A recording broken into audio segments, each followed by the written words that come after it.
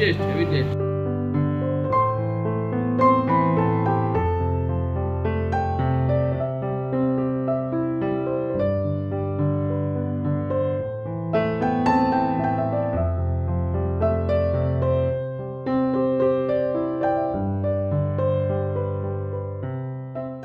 Good morning সকলকে। আজকের ভিডিওটা এইভাবেই শুরু করতে হচ্ছে, কারণ আমি কি করব, কোথায় কি করব আমি নিজেও বুঝতে পারছি না। কারণ এই দেখো, এক কানে আছে আর এক কানে নেই। গতকাল রাত অবধিও ছিল, তারপরে সকালবেলা থেকে এখন উঠে দেখি নেই। আমার তো হয়ে গিয়েছে। আমি অনেকক্ষণ খাটের নিচ ফিচ খুঁজলাম, তো কৌশিক এখন বলছে লাস্টে ঝাড়া মানে ছেড়ে টেড়ে আর কি বারণ দিয়ে টেনে দেখতে যদি কোথাও আটকে গিয়ে থাকে। আমি তো মাথাও অনেকবার যেন আঁচড়েছি, দেখো যে যদি কোনো চুলে টুলে আটকানো থাকে। সকালবেলা আজকের দিনটাই ভীষণ খারাপভাবে শুরু হলো। আগেও খুলে গেছে কিন্তু বিছানাতেই পেয়ে গেছি, এবার এখনো অবধি পাইনি। এখন ঘরটা দেখে ঝাঁটফাট দিই, যদি পাই। খুব মনটা খারাপ লাগছে। তো চলো তোমরা ভিডিওটা দেখতে থাকো। আজকে ভিডিও শুরুতে আমার একটু এনার্জি নেই, শুধু টেনশন হচ্ছে ওটা কোথায় খুঁজে পাই। তো চলো কাজ শুরু করি। তো দেখতেই তো পাচ্ছ, আর 5টা রবিবারের সাথে আজকে রবিবারটা একদমই আলাদা। মানে মাথার মধ্যে এত টেনশন কাজ করছে না। তো সবার প্রথমে ভাবলাম বিছানাটাকে ভালো করে ঝাড়ি। এর আগেও দুবার ঝাড়া হয়ে গেছে, কিন্তু এই যে বালিশের কভার খুলে ঝাড়া হয়নি। এমনকি দেখো মাথার মধ্যে এত টেনশন কাজ করছিল না, কোলবালিশের যে আর কি ওয়ারটা পরানো রয়েছে না, তার তো একটা আর কি দড়ি বাঁধা রয়েছে।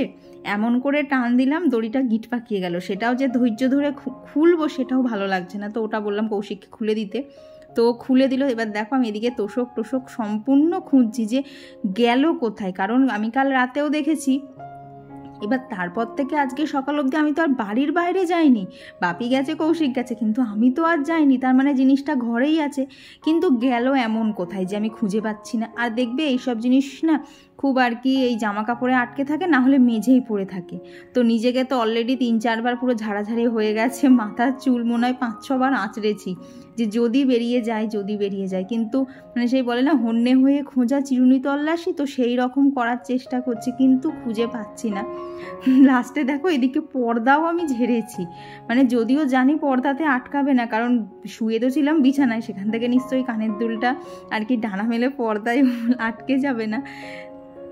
তো তবুও সেই খুঁজে চলেছিলাম, মানে কোথাও আর খুঁজতে বাদ রাখছিলাম না। কিন্তু একবারে এদিকে দেখো আমার মানে নিজেরই হাসি পাচ্ছে পরে ভিডিওগুলো দেখে, যে আমি ফ্লাওয়ার ভাসটাকে উল্টো করে দেখেছি যদি কোনোভাবে ওর মধ্যে চলে যায়।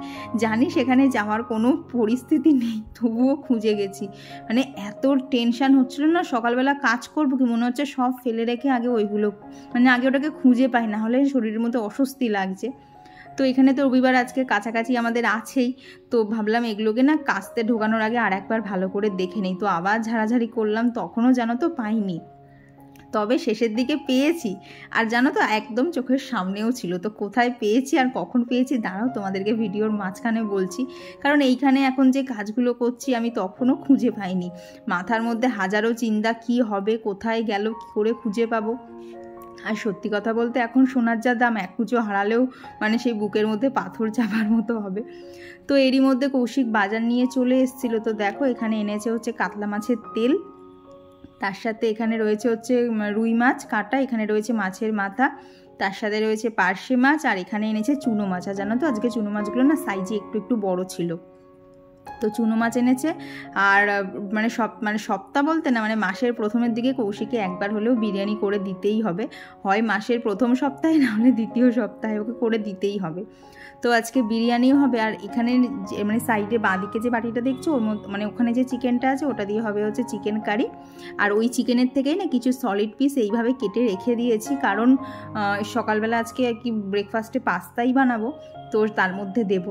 মানে যেহেতু চিকেন আনা হয়েছে সেই জন্য, না হলে দিতাম না। কারণ দেখবে যখন এইসব জিনিসপত্রগুলো আমরা রান্না করি না, বাড়িতে যা যা অ্যাভেলেবেল থাকে যেগুলো আর কি এর মধ্যে দেয়া যাবে সব কিছু দিয়ে করলে কিন্তু খেতে খুব ভালোই লাগে।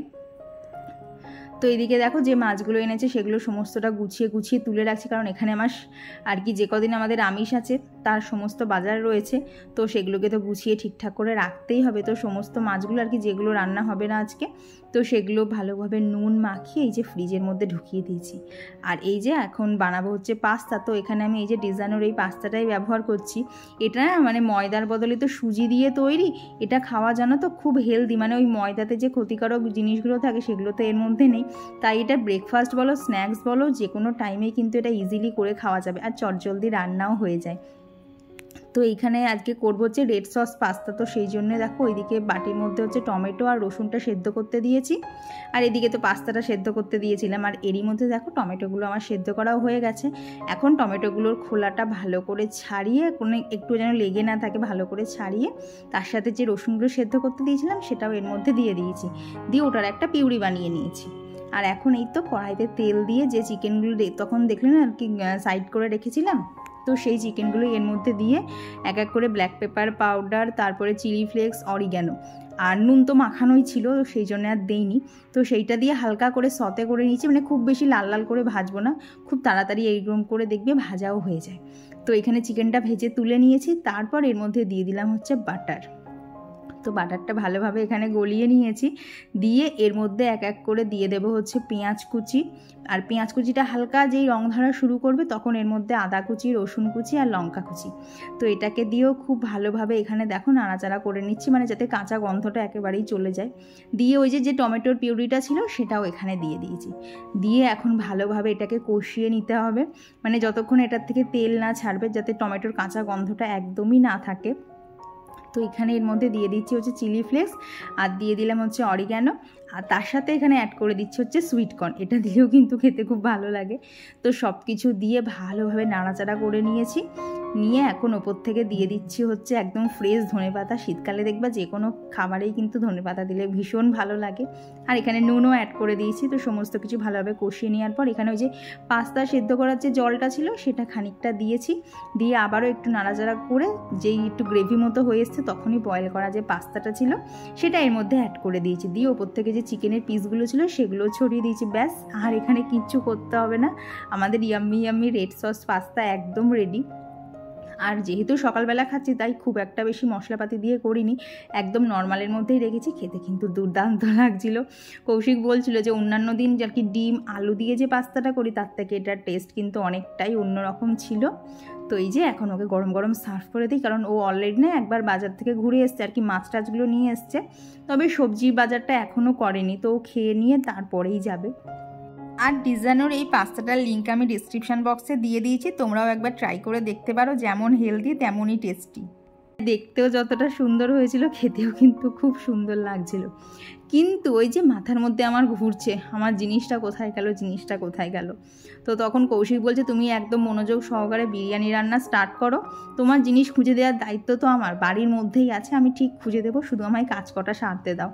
তো আমিও বললাম ঠিক আছে তাই করো, কারণ আমি তো অনেক খুঁজেছি, আমার পক্ষে এখন আর খোঁজা সম্ভব না, কারণ রান্নাবান্না করতে হবে তো সেই জন্য ওর ওপরেই ছেড়ে দিলাম। তো এই দিকে যে বড় বাটির চিকেনটা দেখছো এটা দিয়ে হবে হচ্ছে চিকেন কারি, আর এইদিকে যে ছোটো বাটিটা দেখছো এটা তো দেখে বুঝতেই পারছো এটা দিয়ে হবে হচ্ছে বিরিয়ানি। তো এখন মাংসটা ভালো করে ম্যারিনেট করে নেব, নিয়ে ওপরে এখনও কাজ আমার শেষ হয়নি, যেহেতু ওই খোঁজাখুঁজি করতে গিয়ে অনেক সময় যাচ্ছে না, তাই ওপরে এখনও অনেক গোছানো বাকি আছে, তো সেগুলো এক এক করে গোছাবো। তো ভাবলাম মাংসটা যতক্ষণ এনেই দিয়েছে তাহলে ম্যারিনেট করে রেখে যাই, তাহলে আর কি টেস্টটা আরও বেশি ভালো হবে। তো এইদিকে আমার চিকেনটা ভালোভাবে দেখি, দুরকম চিকেন ভালোভাবে ম্যারিনেট করা কমপ্লিট, মোটামুটি একই, শুধু বিরিয়ানির চিকেনটাতে হচ্ছে সর্ষের তেল আর হলুদটা যাবে না, তার বদলে যাবে হচ্ছে বিরিয়ানি মশলা। তো ওদিকে রান্নাঘরের এখন আর কোনো কাজ নেই, তো সেই জন্যই ওপরে চলে এলাম যে ওপরে যা যা কাজ বাকি আছে সেগুলোকে এক এক করে সব করে নিই। আর চলো এইবার তোমাদের সাথে কিছু কমেন্টও শেয়ার করি। তো গত ভিডিওতে সুশীলা দিদিভাই কমেন্ট করেছো আজকের ভিডিও খুব সুন্দর হয়েছে দিদিভাই, তোমার ভিডিও আমি প্রতিদিন দেখি, আমার খুব ভালো লাগে, থ্যাংক ইউ দিদিভাই। আর কমেন্ট করেছিল সুপ্রিয়াস ব্লগ থেকে, তো দিদিভাই লিখেছে অনেক অনেক ভালোবাসা দিয়ে ভিডিওটা দেখলাম, গুড নাইট, ভোরে উঠতে হয়। হ্যাঁ গো আমারও তাই গো, যদি 12টার সময় শুই না সকালবেলা ঘুম ভাঙতে খুব কষ্ট হয়, যদি 11:30টায় শুয়ে পড়তে পারি তাহলে দেখি জানো তো চটজলদি ঘুমটা ভেঙে যায়। তো এদিকে জামা কাপড় যা ছিল সমস্তটা গুছিয়ে নিয়েছি। আজকে আর কিচ্ছু ডাস্টিং করতে মন চাইছে না যতক্ষণ না ওটাকে আমি খুঁজে না পাচ্ছি। এইবার শুরু হলো আমার চিরুনি তল্লাশি। দেখো বেড টেবিলটার নিচে কত ধুলো জমেছিল। এইগুলো কি বলো তো, ওই মিলের থেকে না কীরকম যেন একটা তুলো তুলো মতো ধুলো হয়, সেগুলোই না এখানে গিয়ে আটকে থাকে। তো প্রত্যেক দিন তো আর সরিয়ে পরিষ্কার করা সম্ভব হয় না, তো সেই জন্য মানে মাসে একবার করলেই যথেষ্ট। তো গত মাসে করেছিলাম, তার মধ্যেই এত জমে গেছে। তো খাটের তলার থেকেও মানে খুব একটা ধুলো বেরোয়নি, তাও সেই ঝাঁটি দিয়ে যাচ্ছিলাম যদি বেরোয়। তবে জানো তো আজকে এইসবের চক্করে পরে ওয়ার্ড্রপের নিচটা খুব ভালোভাবে পরিষ্কার হয়েছে। আর খাটের নিচ দেখো তো, এইখানে আর কি পরিষ্কার করব, খাটের নিচ যেহেতু প্রত্যেক দিনই মোছা ঝাড়া পোছা হয়, তো খাটের নিচটা একদমই পরিষ্কার, শুধু ওয়ার্ড্রপের নিচটাই খুব অবস্থা খারাপ ছিল। তো সেখানে একটা সরু কাঠি ঢুকিয়ে ময়লা বার করেছি, যে যদি ময়লার সাথে বেরিয়ে আসে।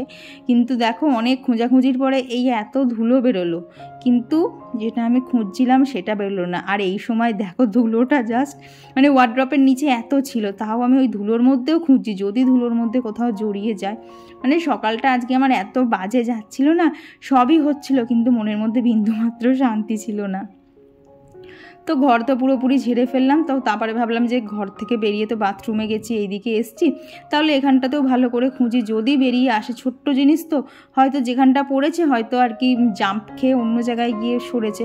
তো বহু খোঁজাখুঁজি করলাম, পাইনি, কিন্তু বিশ্বাস করো এই জায়গাটাতেই ছিল। পরে তোমাদেরকে দাঁড়াও দেখাচ্ছি।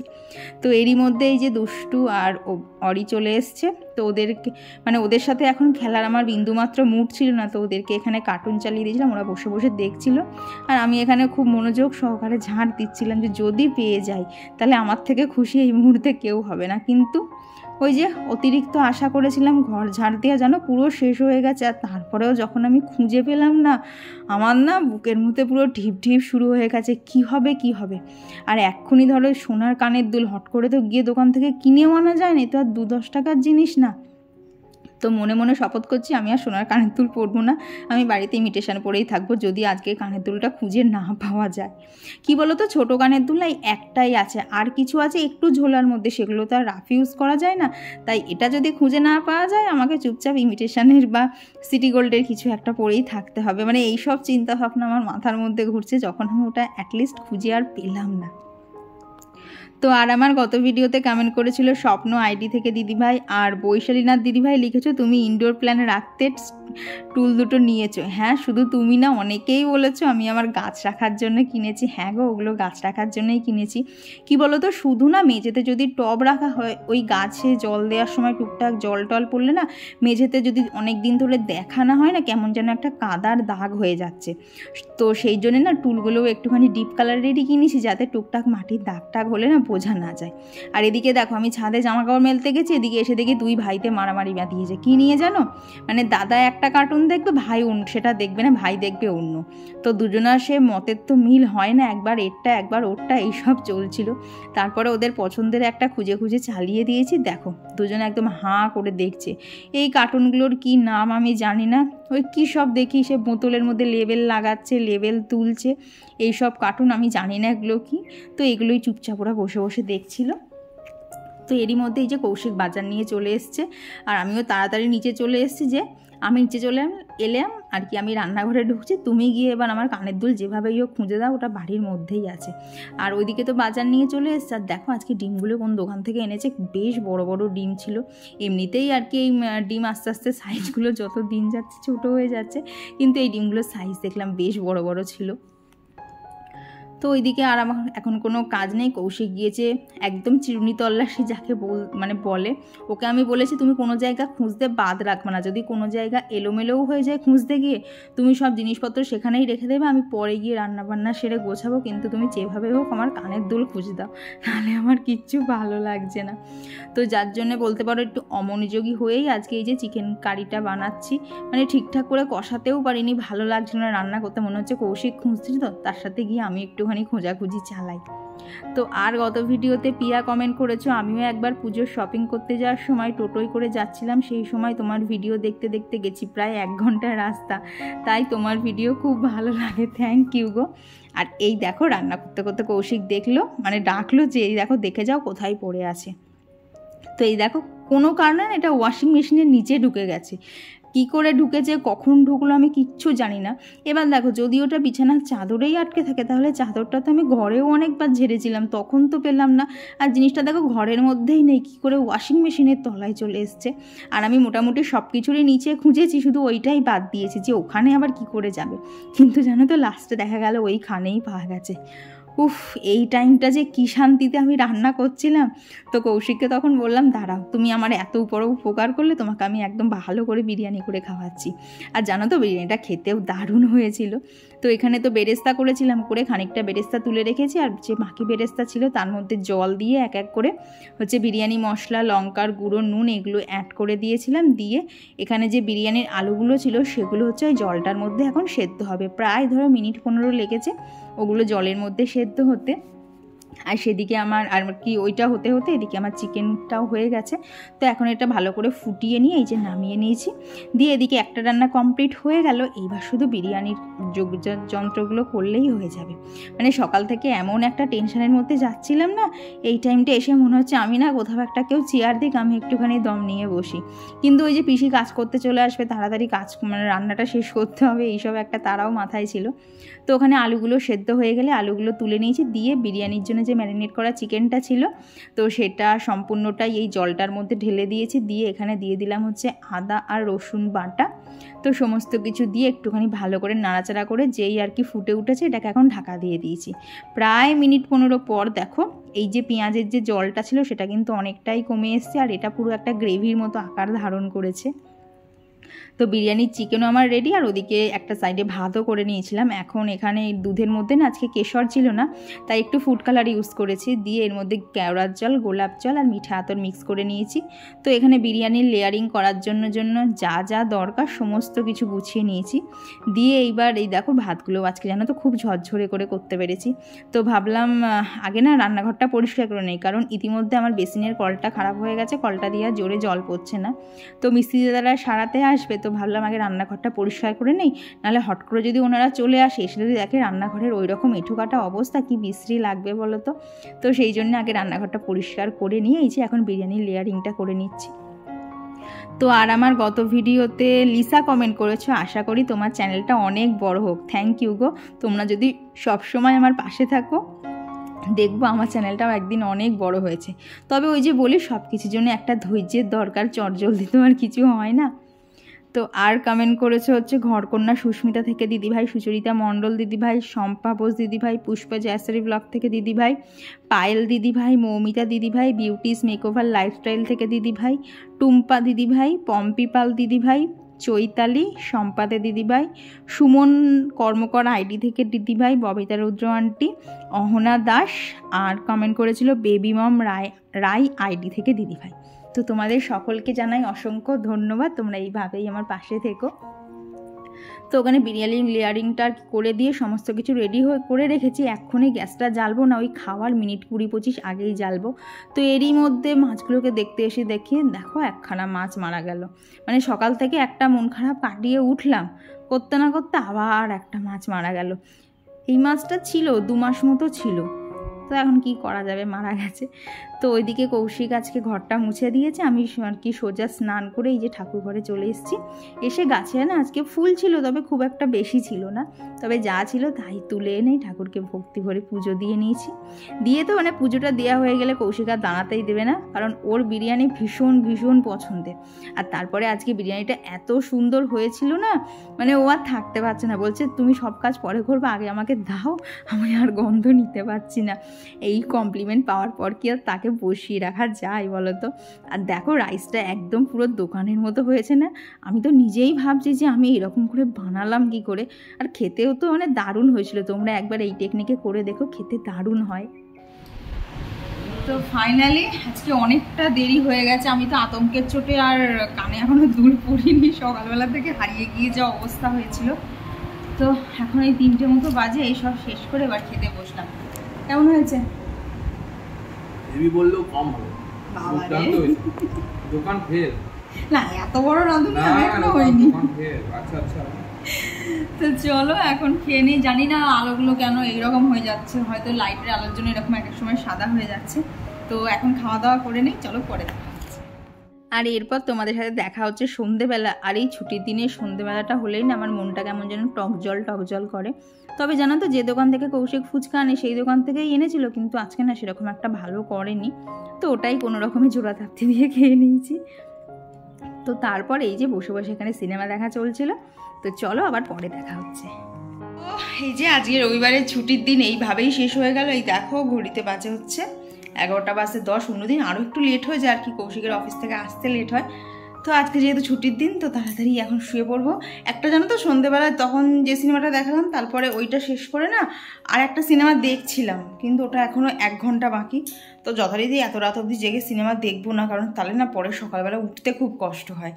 তো আজকে বিরিয়ানি তো খুব ভালো হয়েছে, পাস্তাটাও কৌশিক বললো খুব ভালো হয়েছে। এমনকি বিরিয়ানি মা আর বাবাকে একটু মা আর বাবার জন্য পাঠিয়েছিলাম, সেটাও বাবা আর মা দুজনেরই পছন্দ হয়েছে। আমার বিরিয়ানি করা সার্থক। তো চলো আজকের ভিডিওটা এখানেই রাখছি। সকাল থেকে যা গেল বাবা, এবার আমি একটু শান্তিতে বসতে পারবো। সকালবেলা থেকে যে যা গেছে না, কানের দুলটা খুঁজে পাচ্ছি না, মানে মাথার মধ্যে ঠিক পাগল পাগল লাগছিল। তো যাই হোক বাবা, ঠাকুরের আশীর্বাদে পেয়ে গেছি, এটাই অনেক রক্ষে। এখন সোনার যা দাম, একটুখানি সোনারই কত দাম, তার মধ্যে যদি সোনার জিনিস হারিয়ে যায়, আর এমনিতেও সোনার জিনিস তো হারানো ভালো না। তো যাই হোক খুঁজে পেয়ে গেছি, একটুখানি শান্তি। দেখো সেই আতঙ্ক আমি এখন অবধি পড়িনি, মানে দুলটাকে আমি ওখানে রেখে দিয়েছি। থাক বাবা, তুই 2 দিন ওখানে থাক, তারপর আমি পড়বো। তো চলো আজকের ভিডিওটা এখানেই রাখছি। তোমাদের কেমন লাগলো অবশ্যই জানিও, ভালো লাগলে প্লিজ একটা লাইক করে দিও। তো চলো আজকের জন্য টাটা।